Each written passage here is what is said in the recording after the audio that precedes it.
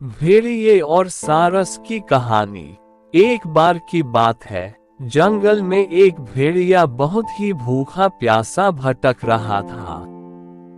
बहुत देर भूखा प्यासा भटकने के बाद भेड़िए को शिकार के लिए एक जानवर दिखा। भेड़िया धीरे धीरे जानवर की ओर बढ़ने लगा और जानवर को मारकर ठूस ठूस कर खाने लगा। भेड़िया जानवर को खा रहा था, उस समय अचानक से एक बड़ी हड्डी भेड़िए को गले में आकर फांस गई। वह दौड़कर सीधा नदी में आया पानी पीने को लिए, लेकिन बहुत प्रयास करने के बाद भी भेड़िए की गले में से हड्डी नहीं निकल रही थी।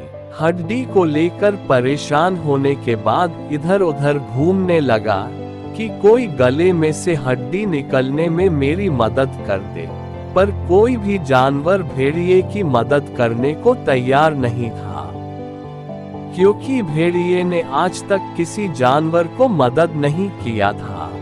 बहुत देर तक जंगल में भटकने के बाद भेड़िए को एक खरगोश मिला। खरगोश भाई, मेरी एक मदद कर दो प्लीज। खरगोश बोला, नहीं भाई, मुझे बहुत काम है। फिर खरगोश चला गया। उसके बाद भेड़िए कुछ देर तक पेड़ के नीचे बैठ गया। उधर से एक सारस चलकर आ रहा था। भेड़िए अपनी सारी समस्या सारस को बताए। इसके बाद सारस ने कहा कि अगर मैं तुम्हारी मदद करूं तो तुम मुझे क्या दोगे? जिसके बाद भेड़िए ने कहा, अगर तुम मेरी मदद करते हो तो मैं तुम्हें इनाम दूंगा। इनाम के लालच में सारस भेड़िए की मदद को तैयार हो गया। अब सारस ने अपनी लंबी चोंच को भेड़िए के मुंह में डालकर गले में फंसी हड्डी को बाहर निकाल दिया। जैसे ही सारस ने गले में फंसी हड्डी को बाहर निकाला, भेड़िया बहुत खुश हुआ और जाने लगा।